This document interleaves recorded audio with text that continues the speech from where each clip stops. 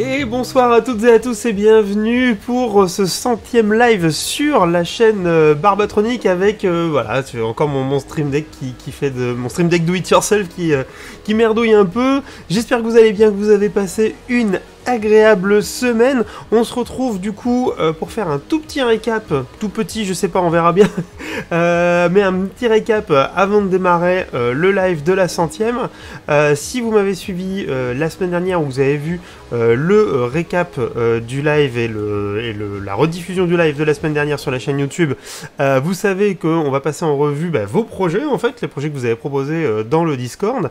Mais tout de suite, on va démarrer avec voilà, un petit récap. Donc, comme d'habitude, commande ref et contexte si vous voulez récupérer les sources ou si jamais vous voyez quelqu'un qui est un peu paumé et qui se demande ce qu'il fait là, n'hésitez pas. En tout cas, il y a déjà du monde, donc j'ai déjà salué pas mal de gens. Je crois Fernand MLO, je t'ai pas salué, salut à toi. Salut Edgar City aussi. Foxtrot, salut à toi. Il y a quelqu'un qui voulait que je me rase la barbe, qui c'est c'est Timty. Pour la 100e, non, je ne ferai pas ça. Alors, remarque, ça rafraîchit un petit peu, hein. Salut Wizado, les Barbatrucs, j'avais pas vu. Salut Gaucharade, Yo-Yo est là aussi, Zekan, salut. Écoutez, on se lance sur le récap, c'est parti. Pour le 100e, tu aurais pu au moins mettre un costard cravate. Ah oui, j'ai même pas ça, tu vois. Je pourrais pas, j'ai pas de costard cravate. Donc ça c'est... Non mais par contre j'ai mis un petit t-shirt de Retour vers le futur, c'est plutôt cool. Allez, salut SG227. Donc on commence par un petit lien qui justement m'a été proposé sur Discord, qui est Weebots, qui est un simulateur de robots open source que j'ai malheureusement pas eu le temps de tester. Je sais pas si des gens ont testé ça. Je l'ai vu passer il y a déjà quelques temps. En fait, ça faisait quelques temps que je l'avais vu passer, qui n'était pas encore hyper abouti. Et du coup, je pense que je vais essayer de regarder ça cette semaine parce que ça avait l'air assez complet, avec la possibilité d'importer ses propres robots dedans, potentiellement d'en construire là, comme vous avez vu. Je sais pas ce que c'est comme type de langage qu'on peut utiliser. Bref, il y a quelques petits trucs qui ont l'air assez cool. Donc je pense que je vais y faire un tour. Je vous propose le lien, voilà, et puis vous me direz si jamais vous l'avez testé ou si jamais vous en avez fait quelque chose. Et pendant ce temps-là, ça taunt. Pour la 100e, effectivement, il aurait pu faire 100 barbes. Il y a le stream du mec avec un t-shirt. Est absolument ici, Alex. Merci, Cyril. Salut à toi. Du coup, ça c'était pour le premier truc que j'avais trouvé assez rigolo de vous partager. Le deuxième truc que vous avez peut-être dû voir passer, parce que je l'ai republié sur mon channel Twitter, donc n'hésitez pas, hein, Twitter @Barbatronic si vous voulez savoir ce que je fais un petit peu pendant la semaine, même si j'ai du mal à tweeter en ce moment, voilà, c'est assez, je retweete, mais je tweete plus beaucoup de trucs nouveaux, mais ça va changer. C'est le Day of Twitch. L'idée c'était que ce mercredi qui vient de passer, le mercredi 1er septembre, c'est de faire un day off, c'est-à-dire que l'idée c'était d'avoir le moins de personnes qui streamaient, le moins de personnes qui regardaient Twitch, pour alerter Twitch sur les nombreux abus qu'il y a pu y avoir, notamment sur des raids un petit peu, des raids un peu violents, des streamers, et surtout des streameuses en fait, qui se faisaient un petit peu harceler, doxer, etc., ou même insulter sur la plateforme. Il y a énormément de personnes qui ont fait des propositions. Voilà, l'idée c'était un peu d'alerter Twitch là-dessus. Il y a donc nous, je dis nous parce que Protopod, il y a eu une décision. Moi j'ai vu ça un peu plus tard, mais je me lie avec ça parce que je trouvais ça bien de pas le faire cette semaine-là. C'était de pas streamer, de pas regarder du Twitch mercredi. Ça a été pas mal relayé. Il y a eu un petit impact sur la courbe de Twitch. Donc voilà, ça. Est-ce que ça va faire avancer les choses? Est-ce que ça va mettre en valeur cette opposition? Je sais pas. En tout cas, je pense que c'est quelque chose qu'il faudrait, voilà, qui permet. En tout cas, c'est notre seule manière d'alerter en fait Twitch, c'est de ne plus utiliser le service. Et pour le coup, eh ben, on va voir si ça a de l'impact et si ça a à refaire. Eh ben, on le refera. Voilà. Pour le centième, il faut streamer 100. Pour le centième là, il faut streamer 100 fois. Oula, ça va être compliqué, Clafivel, ton truc. C'est bouilloire là. Salut Carl. Oh, merci pour ton quatrième mois d'abonnement. Merci beaucoup. C'est bien, ça va peut-être les faire bouger. Je sais pas, on verra bien. En tout cas, comme je dis, c'est peut-être la seule manière qu'on a d'agir rapidement sur ce type de structure. Et autant sur YouTube, c'est peut-être difficile de faire ce genre de choses-là, parce que c'est tellement gros YouTube. Autant là sur Twitch, j'ai vu que passer quelques graphiques qui montraient qu'effectivement, ça avait eu un impact, donc c'est plutôt positif.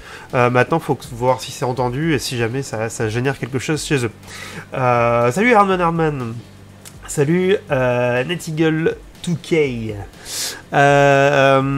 Bref, voilà, donc ça c'était... voilà, si jamais vous revoyez passer A Day of Twitch, eh ben, vous saurez que c'est ça, et je vous encourage du coup à suivre un peu le mouvement pour montrer ça, parce qu'il y a quand même des trucs assez violent, j'en parle pas beaucoup, mais il y a des choses assez violentes qui se passent quand même sur les streams de certaines personnes.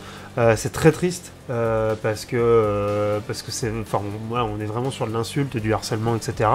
Voilà, il y a vraiment besoin que ça change et qu'on ait des possibilités de faire changer ça, quoi.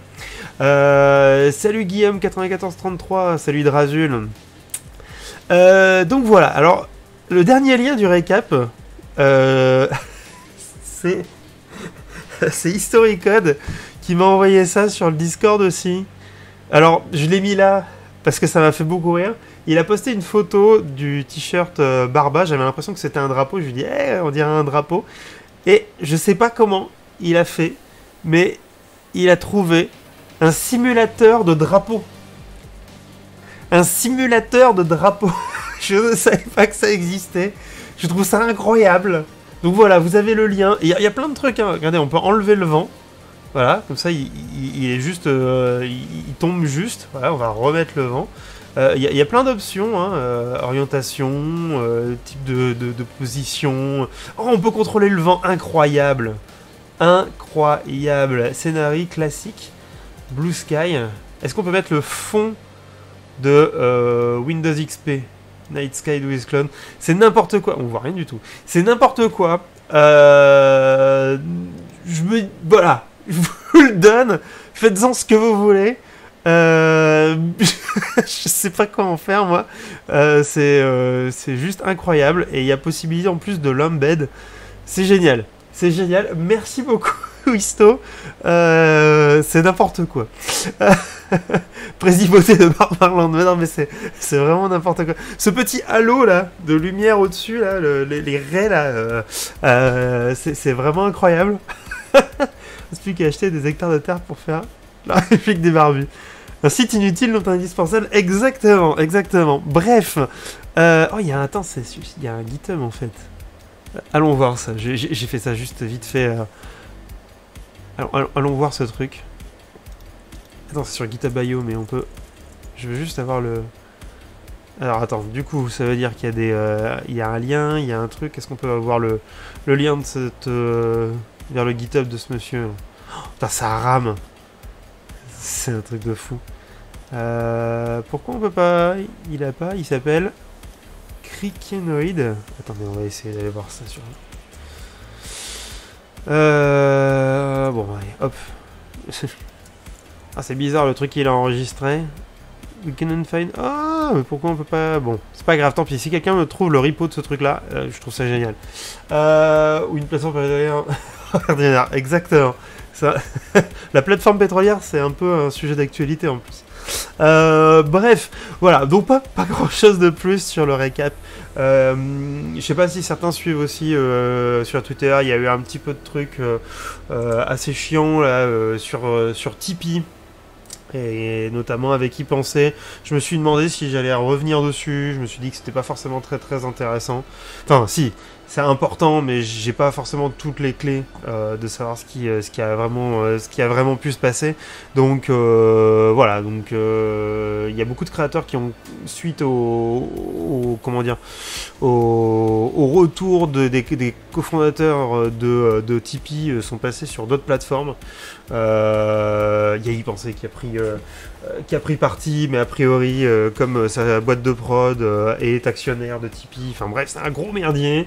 J'ai pas encore voilà, j'ai pas encore vu tout ce qui s'était passé, mais enfin bon, c'était assez ouf, c'était un peu le drama de la semaine, donc je voulais pas forcément revenir dessus. Quand t'es sur un repo, la recherche n'est que dans le repo. Ah oui, c'est vrai. Ah oui, c'est vrai, t'as raison en plus. J'ai pas fait gaffe à ça. Merci beaucoup, vous avez trouvé. Incroyable. Flag Waver, c'est génial. Comment il fait ça? Voilà, hop, ça, ah putain, mais en plus on peut vraiment l'installer sur... Oh là là. Incroyable. L'internet mondial est magnifique. Bref, à cause de l'interview de Tipeee sur complément d'enquête, oui, c'est parti de là en fait. C'est parti de là. Un peu comme tous les rachats, ça devient le... Ouais. Ah non, je prends le début, je mets un slash, tout à la main, quand je veux voir le dispo. Bah oui, mais je savais pas si il a... Parce que tu peux... je sais pas si ça marche aussi comme ça sur GitHub, mais tu peux mettre ce que tu veux derrière le IO. C'est pas forcément le nom du gars qui a un repo aussi. J'avoue que j'utilise très peu cette fonctionnalité. Non, ouais, du coup, Free-Geek, ouais, ça a été un peu le bazar à cause de ça. Du coup, bon... Vous devrez voir comment ça se décante. En tout cas, là, j'ai vu par exemple Monsieur Bidouille voilà, rapatrier tout son truc et s'est créé une page Utip par exemple. Donc si vous suivez Monsieur Bidouille, n'hésitez pas à aller l'aider, notamment sur sa page Utip et pas Tipeee du coup. Ça change. Tipeee, ça fait longtemps qu'il se révèle des casseroles. Ouais, bah alors là, ça a été publiquement vu et c'était un petit peu compliqué quand même. Hein, voilà. Dans la page GitHub pour le repo. Ah d'accord, donc c'est automatique. Ok, ça marche. Bah, merci Comfox. Je savais plus si c'était obligatoirement ça ou si tu pouvais le changer. Donc voilà, le drama du week-end. On va laisser passer, décanter, et puis on aura un petit résumé en début de semaine. Bref, ce que je vais faire maintenant, c'est que plutôt que de repartir sur de la robotique directement, comme c'est la 100e, l'idée c'est dans la partie live, c'est de revenir sur vos projets. Mais du coup, on va quand même parler un petit peu de robotique parce que j'ai quand même avancé sur la refonte du robot Holonome. Donc je vais vous présenter un petit peu ce que j'ai fait, présenter les composants que j'ai reçus et voilà ce que j'en pense, etc. Et puis après on passera au sujet du live. Alors, après on peut mettre un nom de domaine custom. Ah voilà, c'était ça, je me disais bien que c'était possible finalement. Alors, hop, on va revenir ici. Hop, et voilà. Alors déjà, première chose, quand on s'était quitté la semaine dernière, la partie robot là, elle était, c'était vraiment un draft. On avait mis les trucs des années précédentes, etc. C'était pas les bonnes dimensions, voilà, etc. Donc j'ai tout refait. Voilà, comme j'avais dit. Et j'ai intégré du coup le moteur et j'ai réussi à faire quelque chose de beaucoup plus compact que ce qu'on avait réussi à faire la semaine dernière. Donc n'hésitez pas à aller revoir le live si jamais vous voulez voir un petit peu comment on s'y était pris. Ici, normalement, en fait, la roue, elle sortait beaucoup plus. Voilà. Et pareil, de ce côté-là, pour le moteur. Pourquoi? Parce qu'en fait j'utilisais les mêmes poulies que les années précédentes, qui sont des poulies un peu standards, mais qui prennent énormément de place. Je sais plus quand est-ce que j'ai travaillé dessus, mais en gros je me suis rendu compte que voilà, ça prenait une place folle, ça m'obligeait à faire quelque chose de très complexe au centre d'impression 3D. J'ai commencé à le modéliser, j'ai trouvé que c'était un petit peu... c'était pas élégant. Et donc du coup, pour pallier à ça, je me suis dit qu'on allait passer sur une poulie courte. Alors, pour vous montrer ce que c'est, je vous ai mis le lien dans la ref et contexte. C'est ce genre de poulie, vous voyez, avec la vis de pression qui est au milieu. Alors pourquoi je me permets de faire ça là-dessus? Parce que c'est du T5 et que la poulie, la courroie est très large, on est sur du 10 mm, donc on a une prise sur l'ensemble des dents. Donc en fait finalement qu'il y a un trou à cet endroit-là, ça va pas gêner grand-chose pour moi, pour mon application.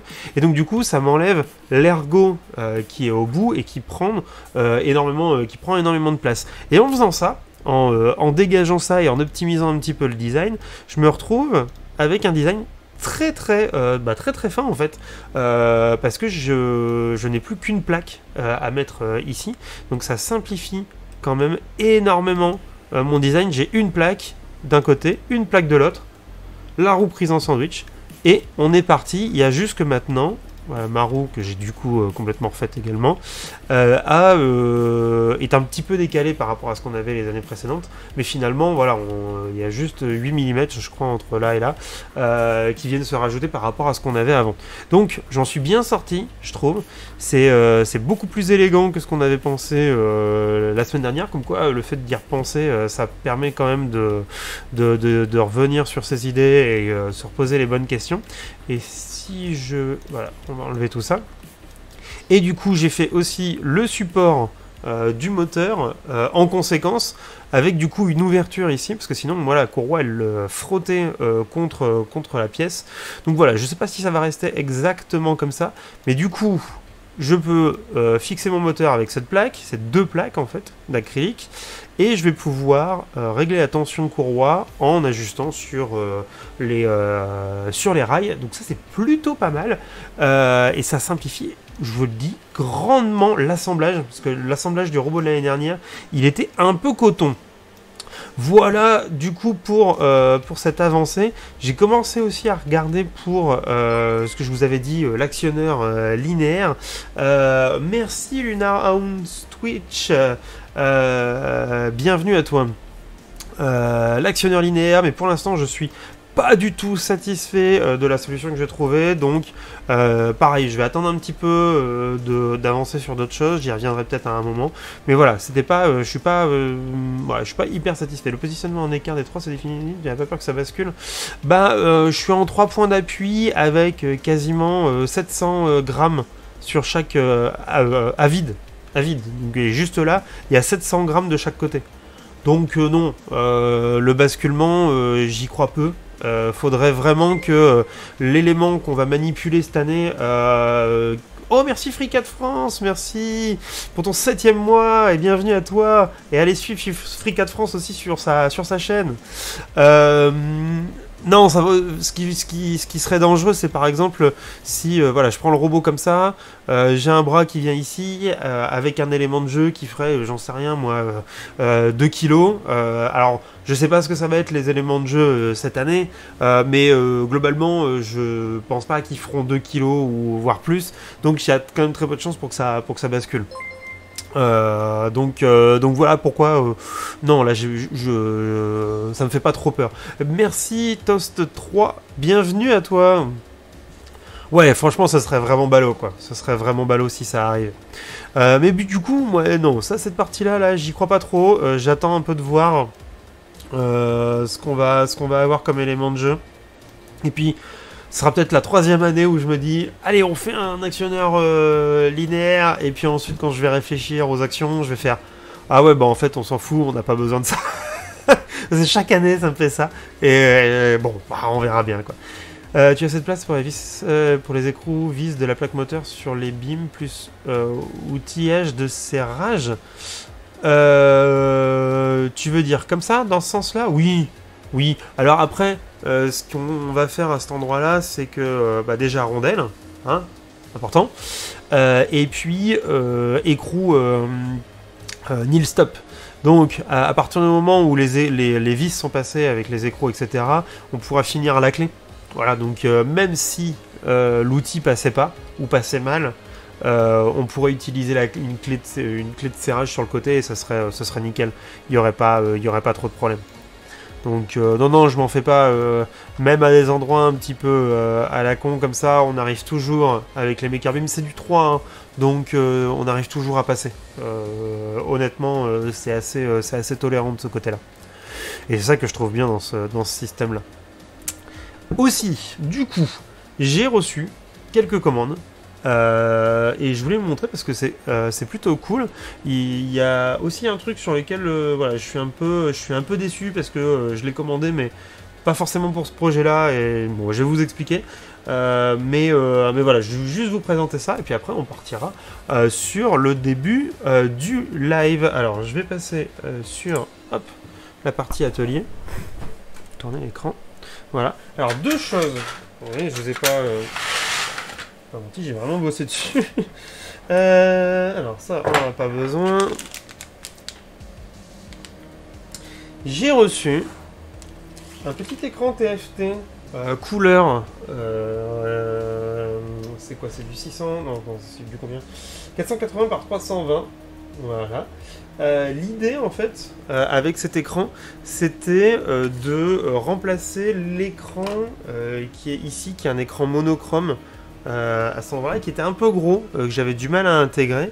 Voilà, je cherchais un écran d'une taille relativement similaire, mais avec le PCB un peu plus petit, pour pouvoir justement me positionner entre les plaques, entre les Maker Beam, pardon. Donc c'est ce que j'ai de trouvé de mieux, et je me suis dit, bah c'est cool, on va avoir un écran graphique, un peu plus de précision. Je l'ai pris en tactile, mais je pense qu'on l'utilisera pas en tactile. Le souci, c'est que, si vous vous souvenez, on a fait une carte réduite du robot juste avant de partir en vacances. Sur cette carte réduite, on a mis un SPI, mais avec le strict minimum, donc il y a juste 3 fils qui partent au microcontrôleur pour piloter l'écran. Sauf que celui-ci, des docks que j'ai vus, j'ai pas encore testé, il lui faut un tout petit peu plus d'entrée-sortie.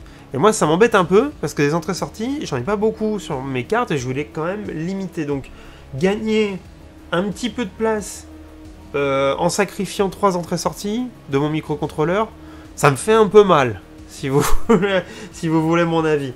Donc je vais voir si je peux faire autrement, je vais voir si c'est vraiment nécessaire d'avoir le reset par exemple qui est câblé au microcontrôleur. Et puis en fonction de ça, bah, on verra si on l'intègre. Mais l'avantage, voilà, c'est que il passe vraiment, vous voyez, voilà, il passe entre deux Maker Beam, donc c'est nickel. Ça me permettrait vraiment d'intégrer ça à l'intérieur des Maker Beam, et ce serait beaucoup mieux que le gros écran que j'ai déjà. Pourquoi utilisez-vous des Teensy versus autre UC? Parce que alors déjà le nombre d'entrées-sorties sur les 3.5, parce que c'était à l'époque, en fait je l'explique assez souvent, c'est historique en fait. Au début on utilisait des Arduino, puis ensuite on a changé d'Arduino pour utiliser des Arduino micro. Ensuite de micro on est passé au Teensy 2.0 parce que du coup le code interne était un peu mieux écrit, enfin, on trouvait qu'il tournait un peu mieux, ils étaient un peu plus petits pour un nombre d'entrées-sorties équivalent. Et finalement, bah, on est resté chez Teensy, on est passé sur les 3.5 pour le nombre d'entrées-sorties, essentiellement. La puissance, la mémoire, ce qui fait que même si on fait des trucs un peu violents en test, on n'a pas à se poser la question de est-ce que le microcontrôleur le fera tourner, il le fera tourner dans tous les cas. Voilà, donc comme on est sur des solutions où des fois on a besoin d'intégrer des trucs à l'arrache très rapidement, souvent à la coupe, à la dernière minute, et qui peuvent des fois prendre énormément de temps, d'UC, etc. Bah, valait mieux quelque chose qui tienne un peu la route et qu'on soit pas ric-rac à essayer de tout optimiser. Ça aurait été dans une production où derrière, je sais pas moi, le robot on devait le vendre. Le vendre en série ou en grande quantité, etc. Clairement, voilà, c'est pas forcément ce microcontrôleur là qu'on aurait choisi. On aurait fait de l'optimisation. Là, on est dans du prototypage, donc il faut que ce soit rapide, il faut que ce soit pas chiant, il faut que la quasi-totalité des trucs de la communauté tourne dessus. Bref, le Teensy, il s'y prêtait plutôt bien, quoi. Tu peux aussi répondre parce que j'aime bien. Bah, de fait, en plus, j'aime bien. Mais disons que, tu vois, j'ai pas forcément envie d'aller chez ST, par exemple. Merci, I am powerful, Puff Girl. C'est bizarre, bon, pourquoi pas. Mais en tout cas, voilà, c'est un peu pour ça qu'on l'a choisi. Après, s'il fallait qu'on change complètement, hein, pourquoi pas, mais j'avoue que pour l'instant, ça tourne bien, on en est content. Et en plus, ils crament pas, donc on les garde d'année en année. Donc bon, voilà, on va pas cracher dessus. Deuxième chose, avant de passer à la suite, vous connaissez les drag chains? Eh ben, les amis, je savais même pas que ça existait. Des mini drag chains en 5 par 5 mm. C'est tout petit. C'est trop mignon. Je vous ai mis le lien sur Ref et Contexte. C'est vraiment, vraiment trop choupi. J'ai trop envie d'en mettre et j'en mettrai pas cette année encore, ça c'est sûr. Bienvenue le chamallow. Mais en tout cas voilà, moi je pensais que j'arriverais pas à en trouver des plus petits pour pas trop cher, plus petits que 7 par... combien de sujets moi, du 7 par 10 ou du 7 par 7. Mais alors le 5 par 5, voilà, c'est trop bien. Alors vous mettez pas beaucoup de câbles dedans, mais par contre pour de la petite robotique comme nous on fait, ou même pour une petite CNC, franchement je trouve ça trop bien. Donc voilà, n'hésitez pas à aller regarder le lien sur Effet Contexte. Je trouve ça trop kiki. Quand on a nos chouchous, moi j'adore rester microchip. Mais écoute, ouais, moi j'ai beaucoup utilisé du microchip avant. Je suis pas du tout passé sur ST. J'avoue que la chaîne logicielle de ST, je vais devoir y passer un petit peu pour des trucs à l'école. Ça me donne pas particulièrement envie. Mais bon, voilà, à un moment, il va falloir que j'y passe un petit peu pour regarder ce que ça donne. Et puis, moi je suis chez Atmel depuis maintenant quelques années, donc voilà, c'est une habitude, quoi. C'est une habitude. Et puis après, Teensy, mais là c'est très particulier, on est vraiment sur une utilisation prototypage, quoi. Chamallow, tu fais quoi? Alors là, on est sur la partie récap de la semaine. Donc je récapitule ce que j'ai fait comme travail pendant cette semaine. Et tu arrives dans le centième stream. Et donc du coup, là, on va bientôt enchaîner sur le contenu fort du live. Où pour le 100e, j'ai décidé de présenter les projets des membres du Discord. Dis-nous que tu relanceras dans la fabrication d'un robot pour la Makerfight. Mais oui, Isotope, j'aimerais énormément. Mais j'aimerais surtout savoir si la Makerfight est reconduite l'année prochaine. J'ai pas d'infos. Donc si tu as des infos, je suis bien preneur. Mais j'aimerais bien finir le petit robot chiant qu'on avait commencé à designer. J'ai toutes les pièces, on a le proto, etc. J'aimerais vraiment le finir parce que j'ai envie de l'avoir terminé et qu'on puisse jouer avec. Mais bon, voilà, j'espère juste qu'il y aura Makerfight cette année. Ce serait vraiment très cool. Tu aurais pu en faire sur mesure avec ton imprimante 3D. Alors ouais, des drag chains, j'en ai déjà fait à l'imprimante 3D. C'est pas hyper propre à chaque fois, c'est très long. Et en fait, en termes de coût plastique, ça vaut pas ce que j'aurais comme qualité là-dessus, quoi. Donc la seule chose que je vais faire, c'est que là c'est vendu en 1 mètre, j'aurais jamais besoin de 1 mètre. Donc je vais refaire ces pièces-là en impression de 3D. Spécifiquement pour pouvoir en faire plusieurs, mais c'est la seule chose que je ferai. Des drag chains, j'en ai fait plein en impression et c'est trop long à chaque fois, donc je veux plus faire ça. Les Snapdragon en ce moment c'est la misère niveau stock. Attends, 2022. Ouais, j'ai cru comprendre que c'était un petit peu la merde. Les ZT Tiny aussi commencent à être vachement impactés. Je voulais racheter du 3216 et je commence à plus trop en trouver, c'est assez chiant. C'est la misère, ouais, voilà, pour ton deck en ce moment, on est d'accord. Tu abandonnes le calport? Non, je fais un calport mais encore plus petit, donc encore plus chiant. Voilà, c'est ça l'information. L'intro est moins longue que chez Odim.